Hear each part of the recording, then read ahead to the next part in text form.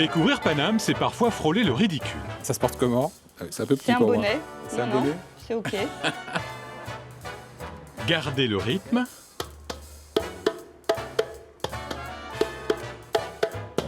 Et la tête haute. Voilà, tu y arrives. Finir en chanson. Non, rien de rien. Enfin bon, c'est très mauvais, mais Edith Non, c'est Piaf. pas mal. Cette fois encore, Paname se parcourt dans la bonne humeur.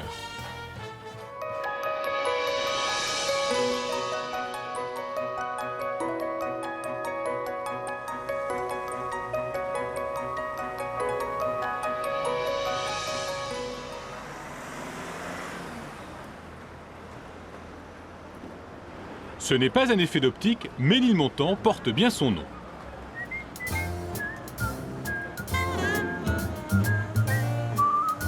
Je vous emmène aujourd'hui dans le Paris populaire, celui des passages sinueux, des maisons ouvrières, des pavés à ornières. Ménilmuche dans toute sa simplicité, bon enfant, métissé et solidaire. Prenez ce bâtiment de briques rouges par exemple. Avant d'être une forteresse culturelle, c'était la maison du peuple. Aujourd'hui, la Bellevilloise est l'une des salles de concert les plus dynamiques de Paris. Elle a ramené le public vers les hauteurs de Ménilmontant, qui s'éteignaient depuis la fermeture des usines.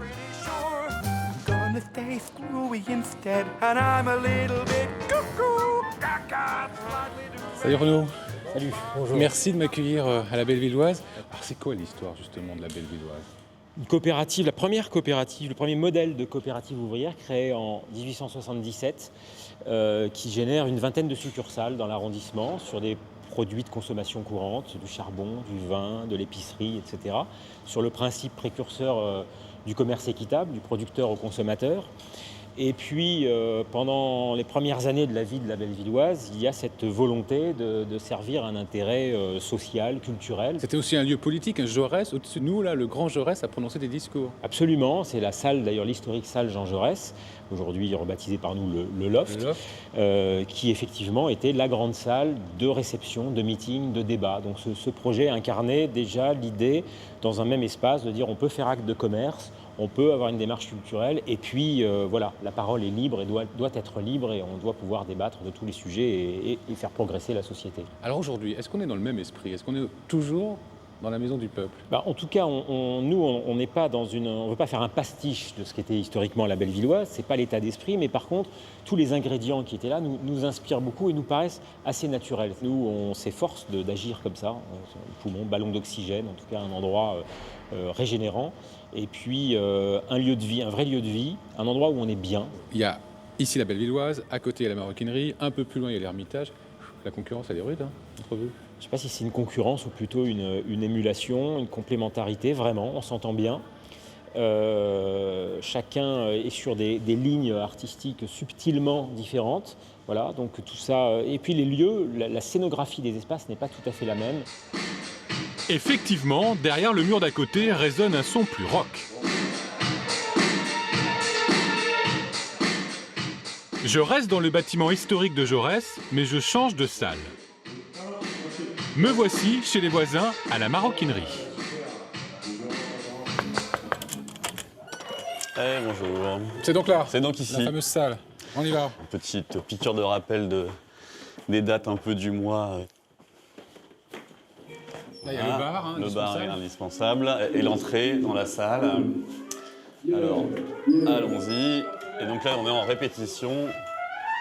On est donc sur la répétition de La salle à du l'anglaise. groupe de ce soir. Salle très à l'anglaise, avec différents va la laisser niveaux. répéter, Oui, on va avec aller le par bruit, pas de problème. Xavier, tu peux me raconter l'histoire de cette salle alors? Pendant la Seconde Guerre mondiale, nous on a reçu Un obus est tombé là où est l'endroit de la Maroquinerie. Tu veux dire que là, on est dans un trou d'obus? Là, on est dans un trou d'obus. Qui date de la Seconde guerre Voilà, 39-45. tout à fait.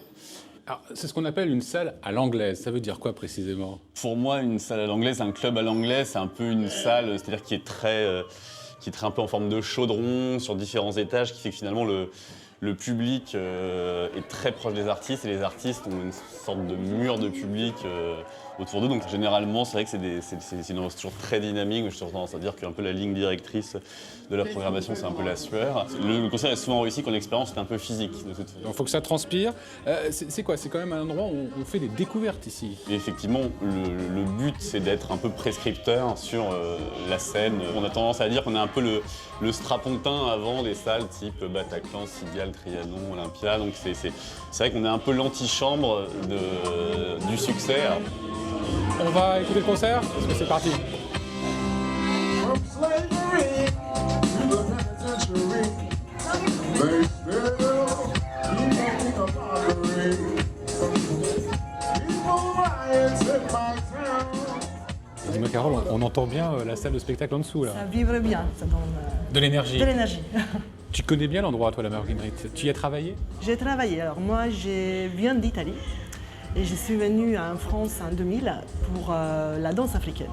C'est vrai que le but c'était d'aller au centre Momboy juste à côté et je me suis dit pourquoi pas essayer de voir s'il y a une place pour moi à la Maroquinerie. C'était une vraie passion pour la danse africaine? Eh oui, c'était quelque chose d'inattendu. J'ai fait un stage en Italie en 99 et c'était une grande passion. J'ai commencé avec un voyage au Sénégal et quand je suis revenue, c'était seulement le but, c'était d'aller faire de la danse, repartir en Afrique et après Paris, la France et le centre Momboy qui est connu dans toute l'Europe comme le centre vraiment des danses pluriafricaines. Même si au départ c'était pour rester quelques mois. On va le voir ce centre Momboy? On y va.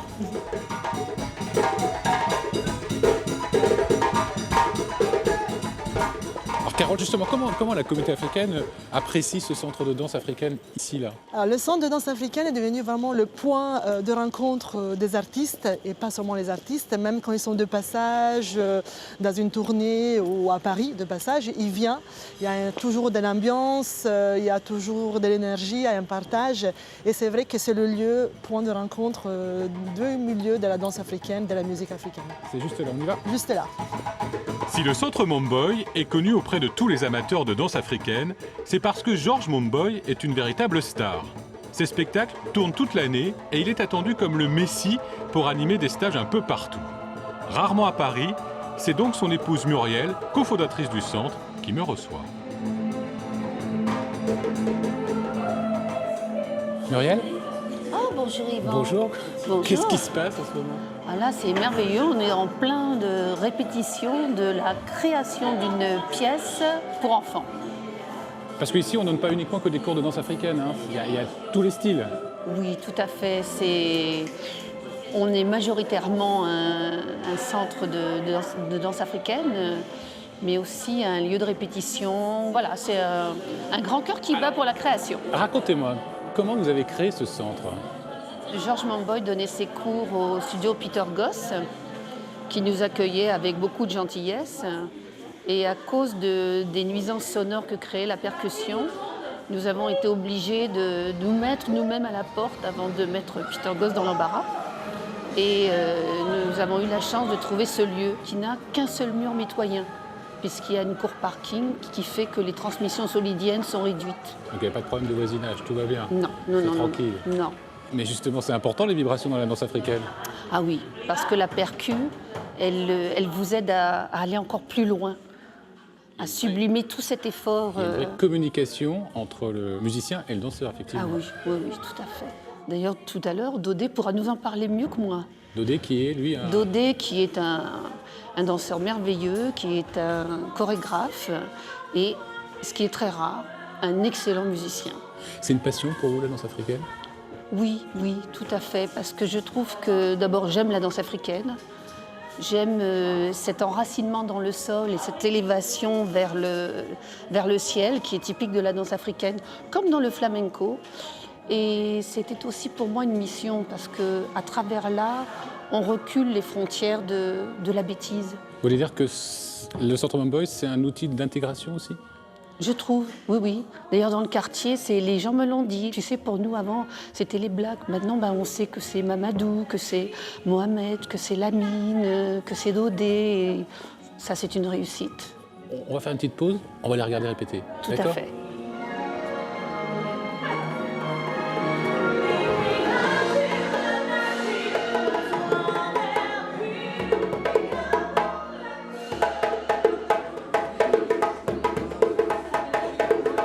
Le temps que Carole se prépare pour le cours d'Oumar Ouattara, je m'offre un cours privé avec le fameux Dodé.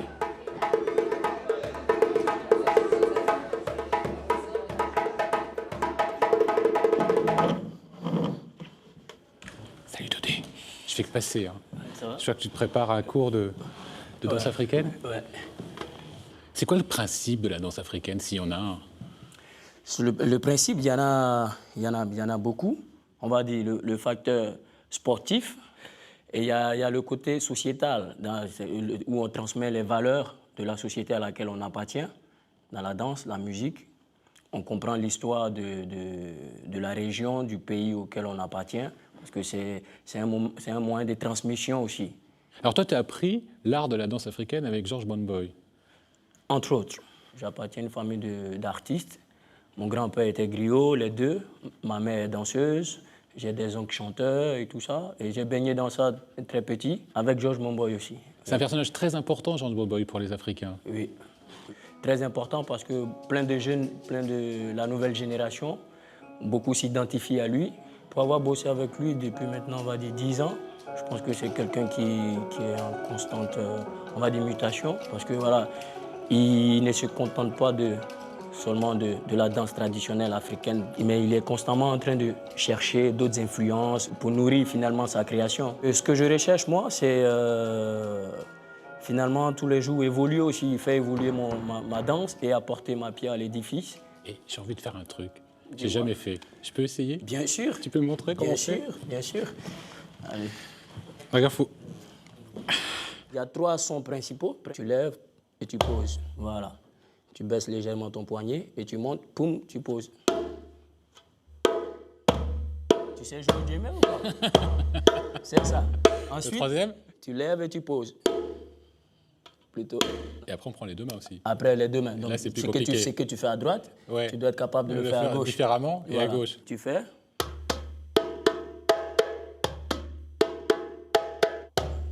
Pipi, papa, bom, bom. Pipi, papa, bom, bom. Voilà, tu y arrives. Merci, t'en c'était prie. cool. Je t'en prie. Merci, je te laisse. Voilà. Bon cours. Merci beaucoup. Ciao, merci. La musique, le chant, la danse, mais aussi l'art pictural dans sa version street art, celle qui s'affiche sur les murs. La rue de Ménilmontant est une véritable galerie à ciel ouvert. J'ai rendez-vous avec Nemo, l'un des précurseurs dans son quartier. Nemo, tu as une idée du nombre de fresques, de pochoirs, de peintures que tu as réalisées dans le quartier et sur la rue?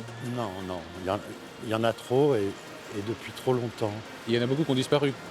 Ah bah il y en a beaucoup, presque toutes ont disparu en fait. Parce que c'est... Puis il y en a que je renouvelais aussi, c'est-à-dire si tout d'un coup il y avait un bombage qui était carchérisé, à ce moment-là j'attendais un petit 15 jours, 3 semaines, et puis je revenais en faire un autre différent bien sûr, toujours avec le bonhomme noir mais différent.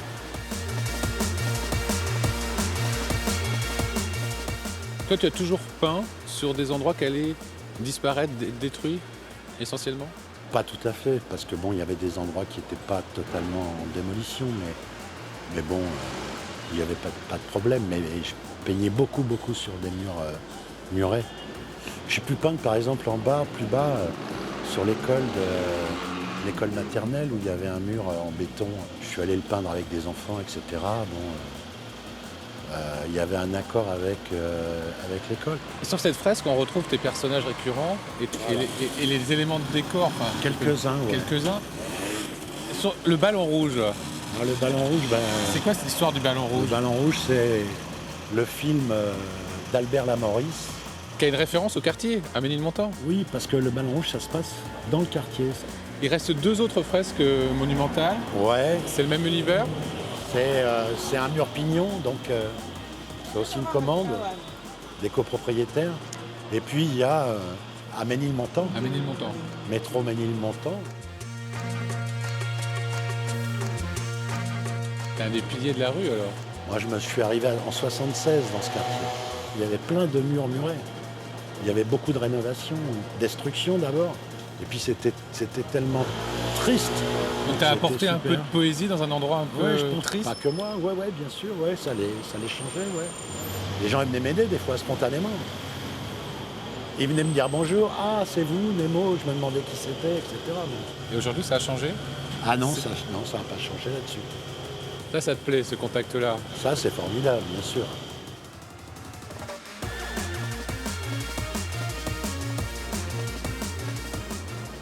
On va remonter le temps, on va passer du 21e siècle au 18e. Hep, hep, hep. Ouh, comment ça va, Frédéric? Ça va bien. Dites-moi, c'est drôlement sympathique chez vous. Vous avez vu? Petit hôtel particulier, petite folie, hein. Petite folie. Une vraie folie du 18e. Mais oui, voilà, absolument. C'est un héritage que reçoit Nicolas Carré de Baudouin. Voilà pourquoi ça s'appelle Carré de Baudouin. Ah, c'est son vrai nom? Mais oui, il ne faut pas croire que c'est parce que c'est un carré comme le triangle des Bermudes, si vous voulez, ou le carré Sylvia Montfort. Non, là, on est vraiment avec un bonhomme qui hérite de ça en 1770. On est en plein 18e siècle. Et il se dit, mais attendez, il me faudrait une façade à l'antique, comme on faisait à l'époque, avec des colonnes. Et bien, c'est ce qu'il va faire. Ah, c'est un rajout, tout ça? Voilà, c'est un rajout avec le fronton C'est du triangulaire. décor. Voilà, absolument. C'est du stuc. Il y a des personnages célèbres qui ont habité ici. Ah oui. Les frères Goncourt, par exemple. Ah oui, les frères Goncourt qui en parlent, ils parlent de leur enfance ici, dans, le, ont jardin. gambadé dans le jardin. Mais là. exactement, tous les deux, ils étaient là et ils en parlent dans leur journal intime, parce que vous savez, ils ont écrit beaucoup à quatre mains. Et c'est justement la mort prématurée d'un des deux, Jules Goncourt, qui disparaît trop jeune. Et Edmond va écrire dans son propre testament tout ce qu'on a gagné comme sous. Eh bien, avec ces sous, vous allez pouvoir créer une académie, l'Académie Goncourt, et un prix littéraire qui sera décerné tous les ans. On le sait bien, puisqu'on le suit avec impatience. Alors, il y a d'autres personnalités qui ont traîné dans le quartier, rue Ménilmontant juste à côté, Édith Piaf. Oh, non, rien de rien. Enfin bon, c'est très mauvais, mais Édith Piaf, vous imaginez. Alors, c'est une jeune fille qui est malheureusement ballottée par la vie, mais sa mère et son père sont déjà un petit peu dans le métier, un tout petit peu. Et très vite, elle va devenir célèbre parce qu'elle a une gouaille. Mais enfin, il va falloir quand même qu'elle bouge les choses, et elle a chanté dans la rue pendant très longtemps. Autre chanteur qui a de la gouaille, Maurice Chevalier. Oh oui, ma pomme, c'est... Ouais. Alors lui, il se lance à 12 ans et il va faire la carrière internationale qu'on connaît, évidemment. Vous pouvez me refaire un petit morceau de Maurice Chevalier? Ah bah oui, ma pomme, c'est toi. Ma pomme va s'en aller. Ah bah adieu. À bientôt. Merci, Yvan.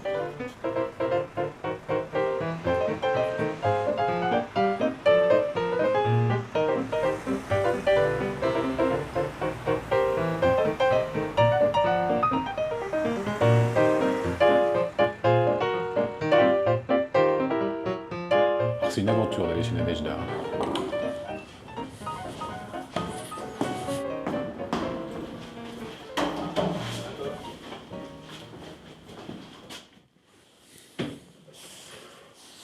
Bonjour Nadejda. Bonjour Yvan. Eh ben, le moins qu'on puisse dire, c'est que t'es sacrément planqué, toi. Oui, je suis très cachée. On est où, là? Alors ici, nous sommes dans les anciennes resserres des marchands des 4 saisons de Ménilmontant.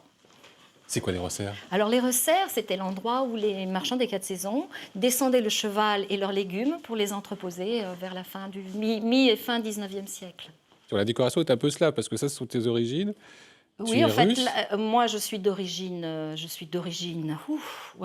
entre autres russe, et j'ai été élevée en Algérie, ma petite enfance. Donc, voilà, j'avais envie de retrouver les murs blancs de mon enfance, et puis, bien évidemment, tout ce qui fait partie de mon univers. Alors, pourquoi tu t'es installée ici, à Ménilmontant? Pour me conserver. Pour te mettre au frais? Voilà, exactement. Mais tout simplement parce qu'ici, je pouvais avoir de l'espace, j'avais de la place. Voilà, à l'époque, c'était pas trop cher. Voilà, c'est quand même Paris, mais Ménilmontant n'était pas le quartier le plus couru. Donc j'ai pu m'offrir ça et avoir à la fois mon lieu de vie. Et ton lieu de travail, mon lieu de travail, voilà. Tu es prof de danse, voilà. Et tu es prof de danse de caractère. Voilà, alors c'est quoi la danse de caractère? Alors la danse de caractère, c'est une danse qui puise son inspiration dans les folklores, mais qui ne relève pas exclusivement des traditions. Et vous la connaissez. Elle est très connue en France, elle a été très connue sous l'angle des ballets Moïseïev, par exemple. D'accord. Voilà, moi je la décline un peu différemment. On va dire avec moins de rubans, avec moins de poi-poi. Voilà, exactement. Mais c'est ça. C'est cette danse qui est à l'origine de la danse classique aussi. Il ne faut pas l'oublier. On va voir? Allez, on va Parce voir. que tu as ton studio. Mon studio est de là. répétition qui est juste derrière. Juste derrière. Et il y a des élèves qui nous attendent. Exactement.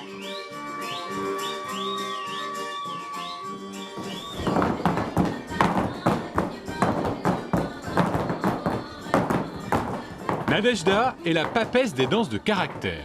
Elle en connaît toute l'histoire et la gestuelle, si bien qu'elle est sollicitée par les plus grands de l'opéra et du théâtre. Elle a distillé ses connaissances auprès d'Ariane Mouchkine, de Zabou Bretman et plus récemment de Christian Lacroix.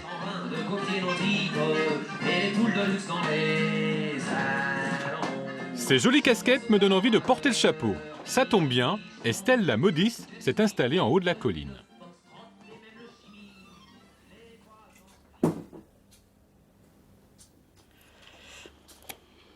Bonjour Yvan. C'est la boutique des chapeaux pas comme les autres ici. Tous racontent une histoire. Là, j'ai sorti 4 pièces sur une thématique noire.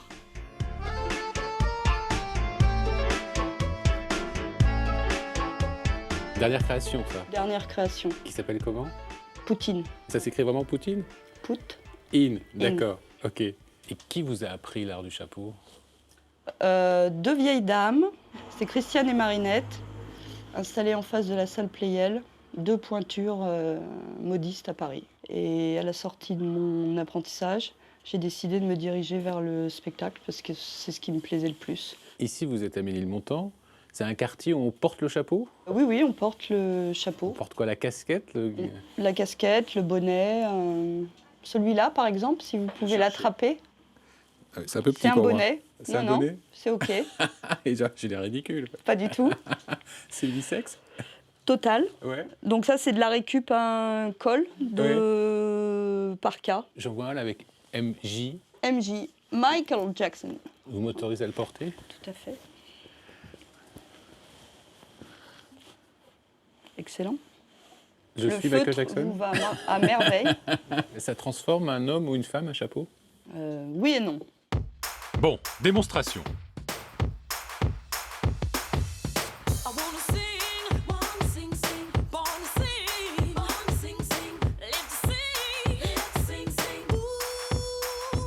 Finalement, je vais choisir le noir, la couleur de la dernière collection d'Estelle en hommage à Hervé Gourdel, le guide français assassiné en Algérie en septembre 2014.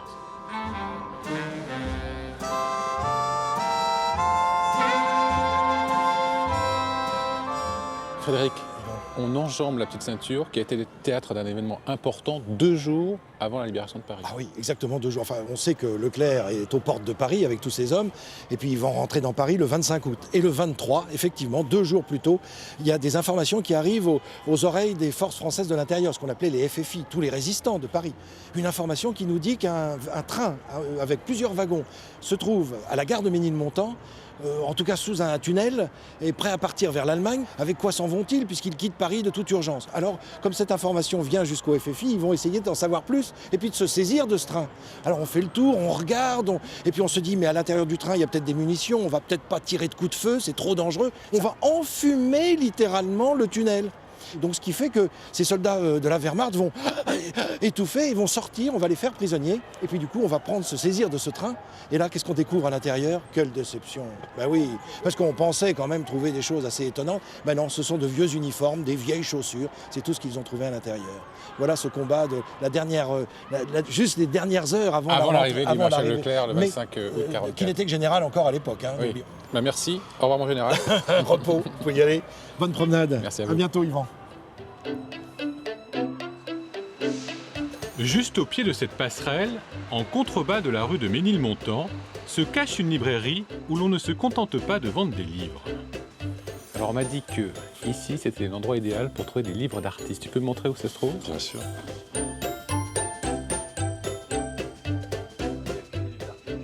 Donc c'est généralement des livres imprimés en sérigraphie. À peu d'exemplaires? À peu d'exemplaires, par des petites structures d'édition. Donc des tirages confidentiels, des ouvrages tirés à 50, 200 exemplaires. On a une renommée qui dépasse les frontières pour ces types d'ouvrages. Les gens savent qu'en venant ici, ils vont trouver des choses qu'ils ne trouveront nulle part ailleurs. Qu'est-ce qu'on ne trouve pas chez toi? On ne trouve pas de guide de voyage. On n'a rien contre les guides de voyage, mais ça prend de la place. On ne trouve pas de livres de cuisine. On n'a rien contre les livres de cuisine, mais ça prend de la place. Et quand ça prend de la place, on ne veut pas alors? On n'a pas de place. Et à partir de là, on décide de faire l'impasse sur ce qui nous paraît moins pertinent, qu'on peut commander. Et est-ce que la proximité de la Bellevilloise, qui est juste à côté, de l'Ermitage, tous ces clubs consacrés à la musique, ça a créé une dynamique pour toi aussi? Ça crée une dynamique. Le fait, effectivement, ça marche dans les deux sens. Hein. Nous, on fait énormément d'événements. On fait jusqu'à 5 événements par semaine. Donc c'est sûr que quand on reçoit entre 40 et 200 personnes, les gens vont te disperser ensuite dans les bars alentours. C'est-à-dire que tous les soirs, chez toi, il y a quelque chose. Il se passe quelque chose. Quasiment. Ce soir, il y a eu une soirée particulière. Alors ce soir, il y a une soirée particulière. On reçoit un jeune auteur toulousain qui s'appelle Eldon Guillermo, qui fait partie d'une maison d'édition qui s'appelle Misma. Et là, il vient de sortir un livre chez les Requins-Marteaux, dans une collection qui s'appelle BDQ, qui est un peu une collection pastiche des bandes dessinées érotiques, pornographiques de gare des années 70. La nuit tombe, Ménilmontant s'anime à nouveau. Je vous quitte sur quelques pas de flamenco au studio de l'Ermitage. Retrouvez cette émission sur le site de France 3 Paris et sur les réseaux sociaux. À la semaine prochaine pour un nouveau numéro de Paname.